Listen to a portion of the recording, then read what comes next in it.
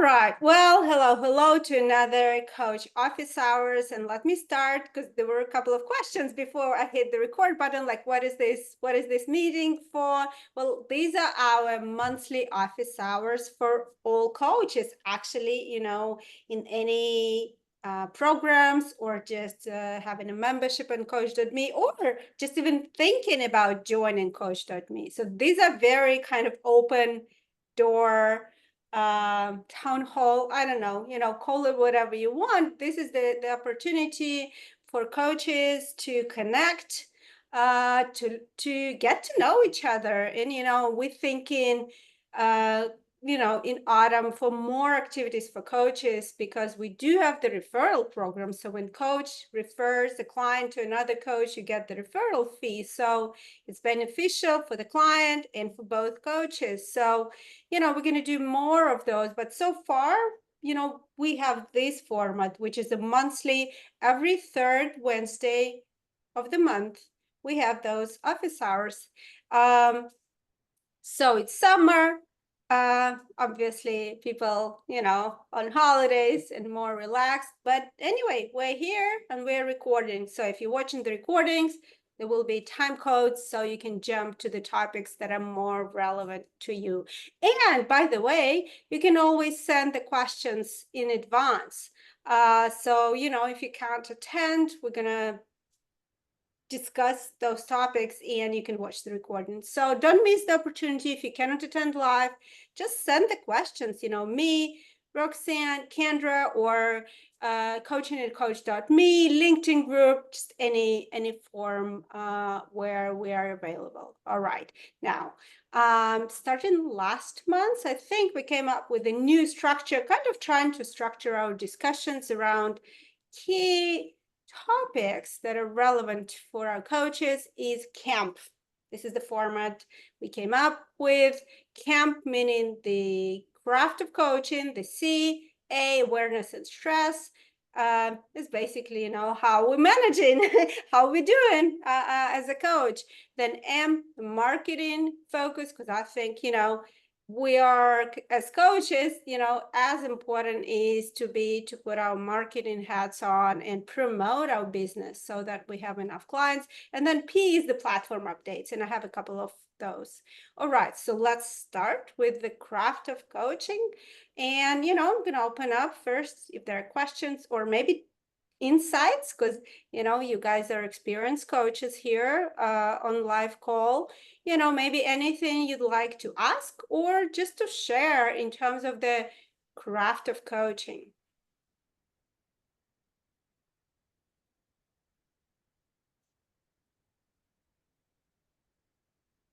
I suppose I'll go then. Yes, please, Chris, save me. Yeah, yeah.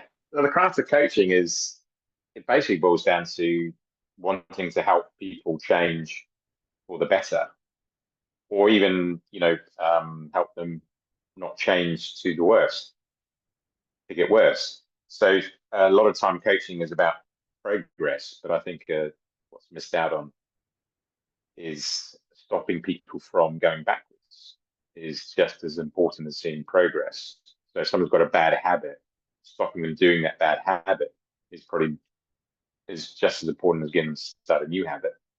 So a lot of people think it's a forward journey, but actually it's also a case of not going in the wrong direction or stop going in the wrong direction first before you can start moving in the right direction.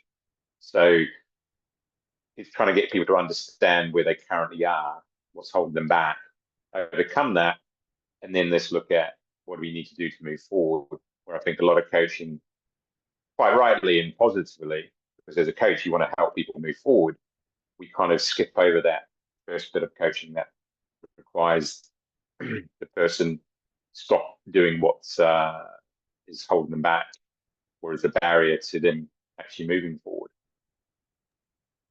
That's an interesting topic, and I would love to hear what others have to say about this. Like I found, again, if I take my coach hat off and put my client hat on, like when I'm thinking about achieving something, achieving a goal, improving the progress, it's always exciting, at least in the beginning. Yes, there might be difficulties, later on. But when I'm thinking of stopping doing something, like you say, overcoming the obstacle, but that's always seems like less exciting, right? Because there is no progress, there is no gain. At least not that you can see immediately. Obviously, there is a gain. So, like, how do you manage that? Saying you got to get out of debt. And we have two finance coaches here, Roxanne and Scott.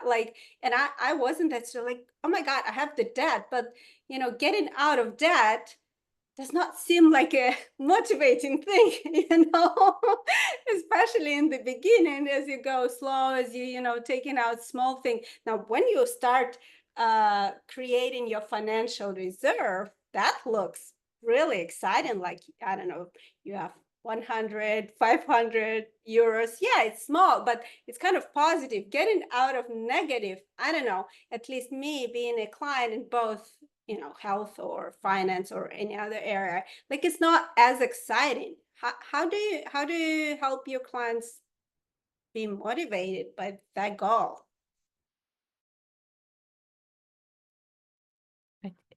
I think it would probably start with unshaming what we are dealing with. So then in our promos and everything, just unshaming it, saying, hey, all of us been there, and inviting. I did a group coaching session, and I sent out the handout before the session. And now I think that might be overwhelming for them to see. And next time I will not repeat that, but it's like, oh, we'll have to do role play. Will I take my dirty laundry out in that? Because I am working with teens and I'm not going to tell how much cursing is going on in the house. Like, you'll judge me for that. So, I mean, I said, bring on your judgments. And I'm like, yeah, they're not ready for that. I didn't prepare them for that. And I celebrate that because I know that's the journey. But yeah, I guess thank you. unshaming is the social media invitation. Thank you. I think what touches on there is making it very clear from the start how you're going to coach, what the journey is going to look like, so people are aware that we're going to first explore what's holding you back, so we can have a better chance of moving forward. Instead of advertising a certain way, what you're going to do, and then have a completely different approach to it when they start coaching with you. So yeah, I think the shame bit of it, bring it out in the open, say this is what we're going to work on first. It's not. I think this is the whole thing about failure, isn't it?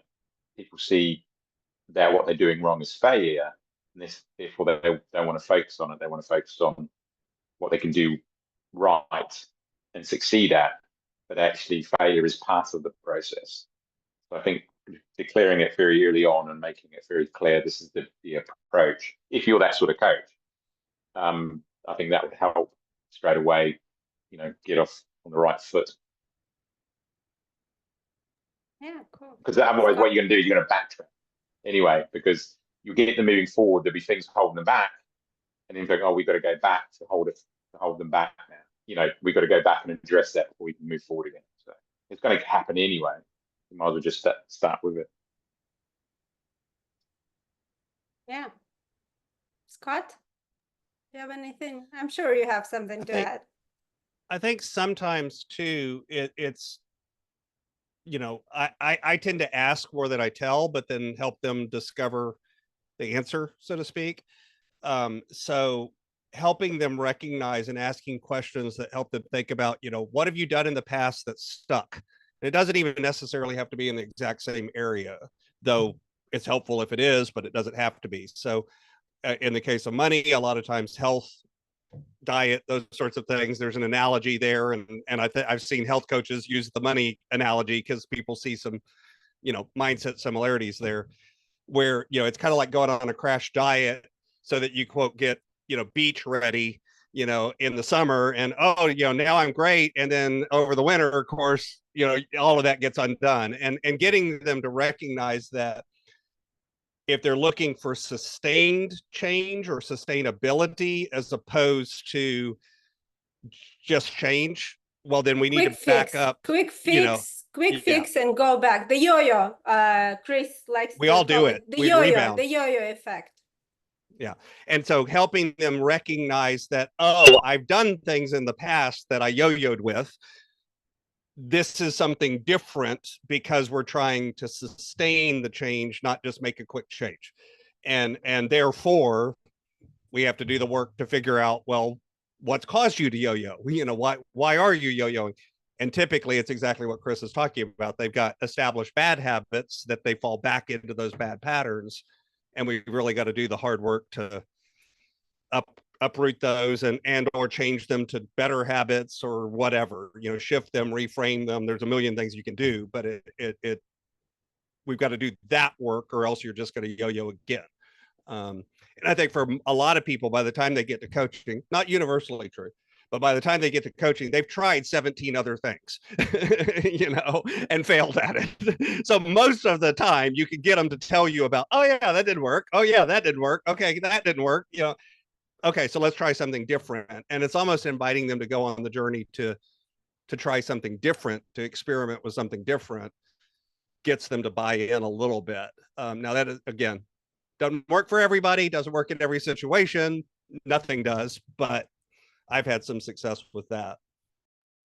No, that's cool. And Also, if you get- I don't argue that. Sorry, Chris. Just wanna. I don't know. Today I'm in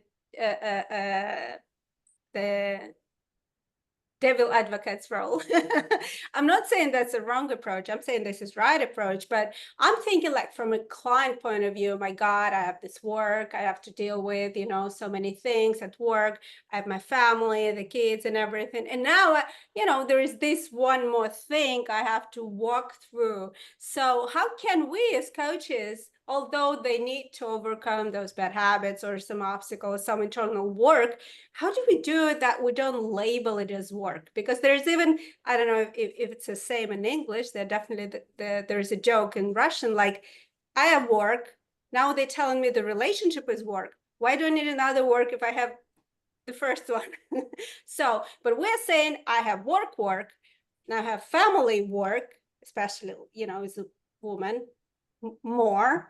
And then now I have to work on myself, like this is the third shift. How can we as coaches, I'm not debating it's wrong, I'm saying we totally should do it, but how can we make it, I don't know, lighter, funner, easier? Just posing this question, if we can, you know, if we can, I guess, come up with something, I think we just have more success. Yeah, go ahead, Chris. Sorry to interrupt you. Well, it ties in. No, it ties in exactly what you're saying. That to reduce people's work is to correct the bad habit. So then you're freeing up time, you're freeing up energy, you're freeing up space for them to then bring in a new habit that's going to help them. Where if you bring in the new habit without tackling the old habit, then it's just more for them to deal with. I've got to deal with the old habit, now I'm going to deal with this new habit. Get rid of the old habit, and therefore you free up time. So you can say to you, actually, by doing this, you're going to have less work. You could approach it that way. Okay, makes sense. Scott? Yeah. Go ahead. Go ahead, Minna. Yeah, this ties into, I was doing one consultation session and she was like, I am too stressed out. And you're saying, working on resilient relationships, I don't know, I have no time, I have enough plans. Her son is in drug rehab. So I'm like, I have to go to so many meetings there. And then you're saying, do this. And then I even made like a very elaborate, she said, show me the plan. I did. And she cried like, I have no time for this. And I'm like, okay, I was stupid. I should have never shown you. You need to trust, I got your back. But what she was saying is I started agreeing. I said, yes, you're right. This is not the frame of mind you sign up for anything. Like you have enough on your plate. This mindset is not right. I'm agreeing with you. You don't want to do this. And it's because the others who sign up with me are super excited that their relationships are going to get better and they're going to have so much fun in connecting with their children and their teens and family. And if that's your mindset, that's where you want to join with me in this journey, not because it's going to add work, but because you're getting excited that this child who's not willing to come to you is going to start finding ways to reach out to you because they want to get, some piece of advice from you. So if you get excited about the result, that's the only reason to sign up with me. So, and then she signed up. So that's my first sign up for the group, but that Yay! is going into totally agreeing. You don't want that mindset to work with. Okay, so I you're think it's saying hard. change of a mindset before going into the coaching. Yeah, and of course, I'm trying to put myself also there because I'm overwhelmed managing so many things. I'm like, okay, stay with the results. That's how I'm going to feel. And with that mindset, I want to reach out and fill the rest of my group because I personally feel overwhelmed thinking about, I don't know how am I going to get the rest of the signups for the group. But yeah, getting excited about the result and just sticking with that thought frame. Yeah. Thank you. I think it's a case that the age-old battle between coach and client, where it's kind of our job to meet them where they are more than them trying to meet us where we are. So if someone is feeling overwhelmed from a plan that you suggested, then what's happened there is you come up with a plan more than they've come up with a plan. So, but we're in a coaching relationship where there is a financial aspect for us. It's our living. We want to get people moving forward as quickly as possible because that will increase, show our value as a coach. But sometimes we need to slow it down and work at their pace, and say, okay, what is it you're able to do today? And I'll work with you to help you do that. And when you're in the days or weeks ahead, when you're ready to go to the next level, I'll take you there as well. Whereas coaches, we have a tendency to say, right, this is what you need to do. And they look at that and go, oh, I'm so stressed and I'm going to find the time to do that and stuff like that. So it's a hard kind of, situation for a coach because you want to show your value and your worth by getting results, but at the same time, you've got to work at the pace that the client can do as well. Roxanne? Yeah, so for finance stuff, yeah, I feel it like, even in the example you gave of, even if it's a little bit of progress, like $100 in their savings, like even going farther back than that, I've had clients where it's like they're overspending $2,000 a month. So, if then in a month they're only overspending $500, that's an improvement. And like breaking even is an improvement.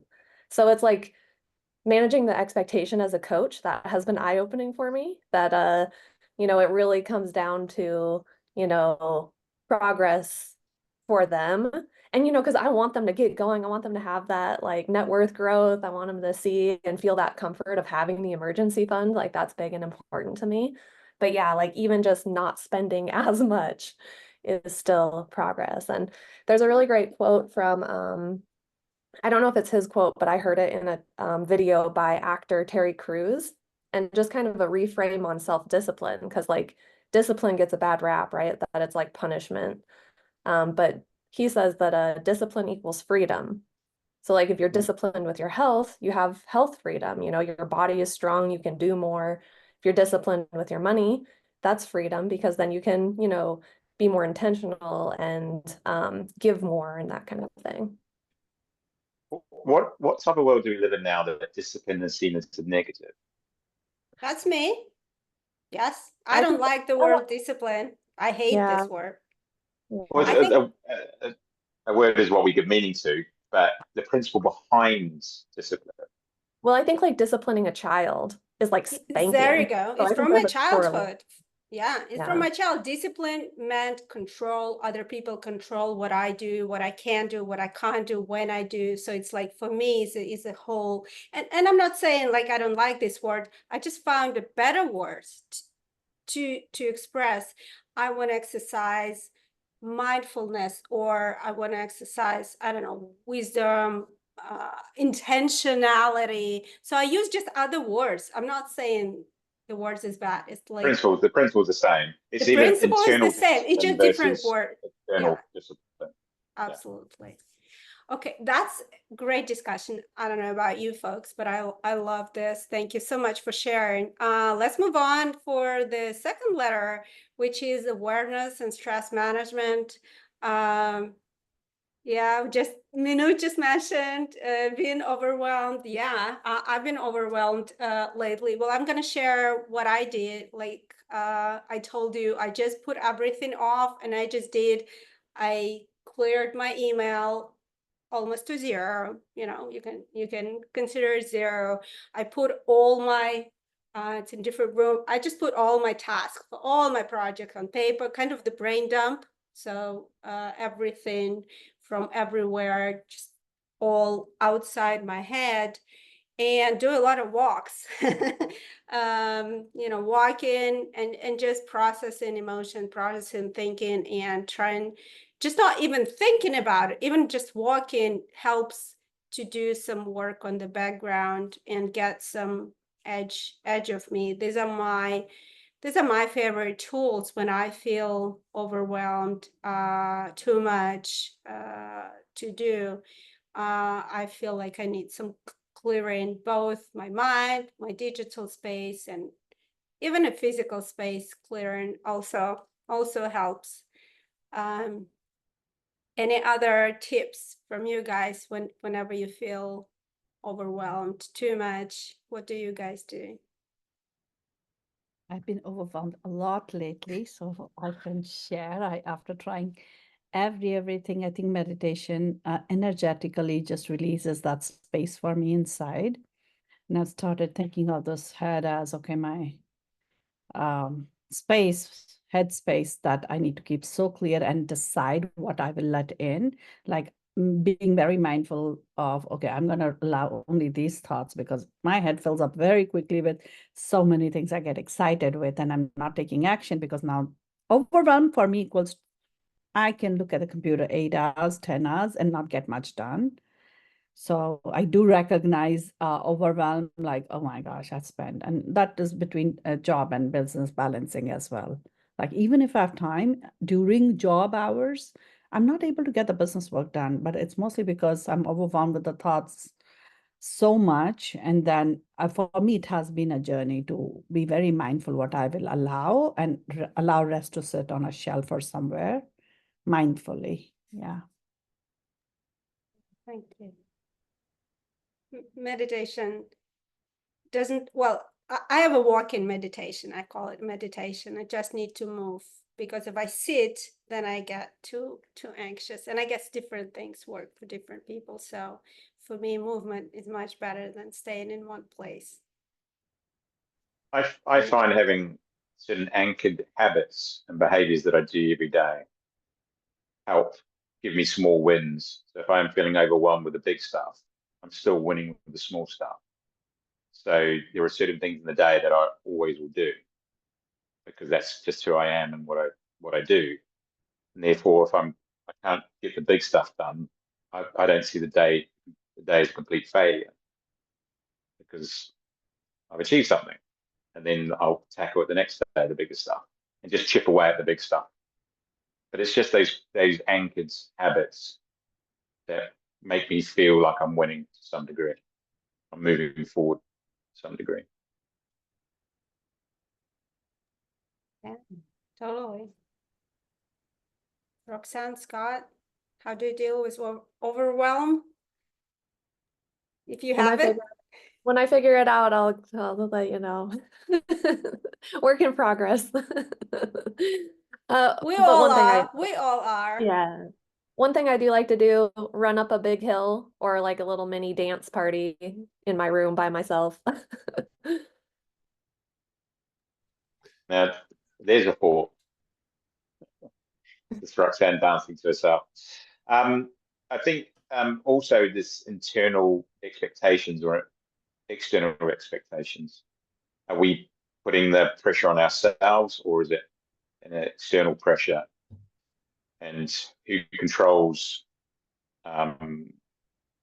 you know, our day, how much of it are we in control of, and so forth. So that's something to maybe look at as well. Know the signs, know the triggers that create the stress, and not just wait for it to happen. See Lydia's smile like, yeah, they can be solutions. I like sometimes being overwhelmed. Yeah, sometimes solutions are hard. So, but there's still solutions at the end of the day.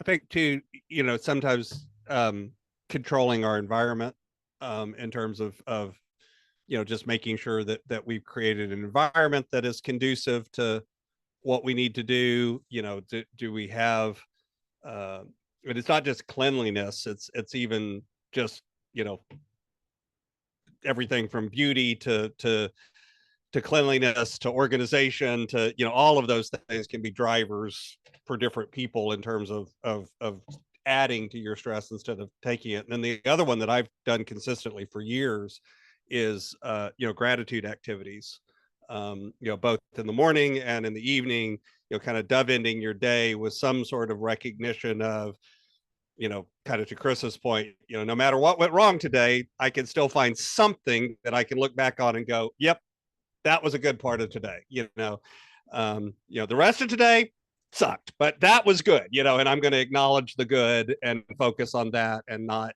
dwell on the bad. Now, am I always successful at that? No, absolutely not. You know, but by doing it and doing it consistently and doing it for a long time, it does kind of program your brain to do that more than it doesn't, you know, if that makes sense. So I think I succeed more because I've done it consistently, if that makes sense. There's self-love and self-compassion as well. Yeah. Grace, yeah, looking at yourself and going, yep. You know, kind of to Roxanne's point on the money, it's well, last month we overspent by $3,000. This month we only overspent by $2,000. Hey, progress, you know, and it's like, and that actually that's better, you know. Yeah, absolutely. You know, sometimes as silly as it sounds, I just come to my husband and say, you know, we're rocking it, you know, we're doing it, just saying it out loud, celebrating that, you know, we've done. And I know if you say Celebrate to the someone, wins. they will look at it, yeah, and the win, I put in air quotes because, you know, the win, we just said, maybe just spending a little bit less or just doing Still a things win. on time or just kind of something very, very tiny. So it's not the size or whatever. It's just acknowledging whatever you can acknowledge today. And, you know, to me, I just, you know, it's nice if I can do it with someone. I just come to my husband and say, you know, we're doing a good job, you know, or I'm doing a good job. Can you kind of high five me or something? And I know Mel Robbins has this high five exercise to yourself in the mirror. I still find it weird, although if you can do it, you know, go ahead, use it. It's probably a great exercise. I just, you know, I'm lucky to have a husband for the last 22 years. We celebrated this week. I just go to him and ask him to high five me. Yeah, basically acknowledging that some things are good, some things are right. And, you know, I have a contribution to that. That means that kind of give a little bit of confidence that I can do some more in the future, I guess. Roxanne? There's a lot of value and strength in, sorry, Roxanne, just value and strength in just staying in the game. Not tapping out, just staying in the game. Yeah, not freezing, not running away, not hiding. Yeah, kind of along those lines too. One of the tips that I give clients is to look at a different metric, have more than one metric that you're kind of tracking or looking at. Because if you feel, so I had a client one time that was really upset that they had overdrafted their checking account. And it ended up just being like an administrative thing. Something came out earlier than expected, but they actually were still like way ahead of their budget for the month. So I'm like, oh, okay, instead of focusing on this overdraft, which is one way to track your metrics, you know, how many overdrafts do you have per month? You know, you can look at a different metric like net worth. Oh, your net worth actually is going up. Your spending is going down. So, you know, try not to over focus too much on one metric. I feel like that's kind of a way to encourage yourself and kind of step out of that overwhelm and into like, oh, okay, it's okay, I am making some progress. Oh, it's very, very valid point. Yeah, when we and that goes back to the general kind of deal. When we are stressed overall, our vision becomes tunnel and very focused, and we're like, oh my God, we see this small thing as being negative and big. So kind of releasing the overall, the general stress, and then you can do the gratitude, like Scott said, or Roxanne said, focus on something different. So yeah, all very cool. All right, well, marketing focus. I don't know, guys. Marketing is such a big one.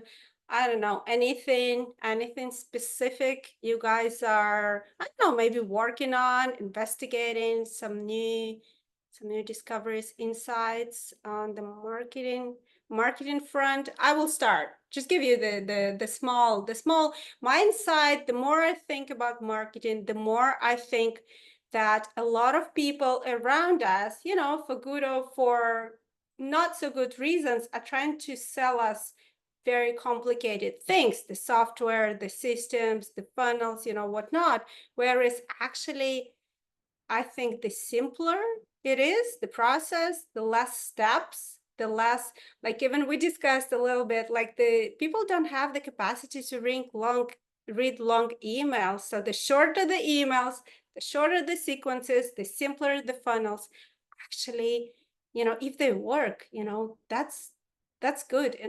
And that's where we should start, I think. And I'm kind of talking to myself because I have the tendency to overcomplicate things. So there are a lot of noise out there, I guess, my bottom line. And you don't need, sometimes you don't need all those complications, all those, you know, expensive software, all those expensive or complex or long emails. Sometimes keeping it shorter will actually benefit both you and the client, with the lack of attention, lack of time, and just our desire to make things simple. That's, I guess, my insights. I can share one. Actually, just when you said that, I was like, oh man, I need to do an introduction post. So the one thing I've noticed people do on Instagram is like once a month, they'll be like, hey, to any new people, welcome, here's a little bit about me. And so kind of an easy post that you can do to like engage and make your content personal. And you can share, you know, like your mission statement, and you can share, like sometimes people will share like, oh, I like eating donuts, and, you know, kind of to make it fun and kind of an easy little post to do on the regular. And I think that people, there's so many people in the world, right? So many people on social media. So the more they can get to know you or your brand, you know, you could be introducing your brand. Yeah, sharing a little bit about it.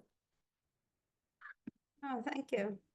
Yeah, and keep it like, I like the donut thing again, because I think if we can bring the seriousness down, because again, you know, people often, like even Instagram, you know, people come to Instagram to rest, to kind of to spend time, and when they see, you know, some serious stuff, they're like, oh, not again.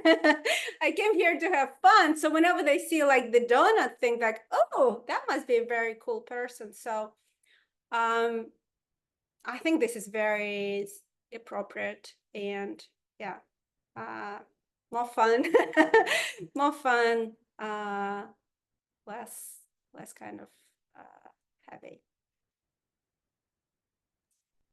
I mentioned relatable fun because, you know, even when I'm introduced in between moms, my daughter's a teenager, I just say I do meditation, and they're like, "Oh, really?"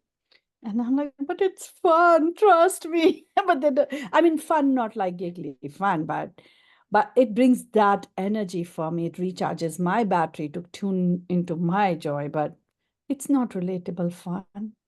My husband keeps saying, they're asking fun. I said, it's good for me, but it's just not relatable. Yeah. Well, I'm sure you'll find a way. You know, the more you learn, the more you talk to them, the more you learn about them.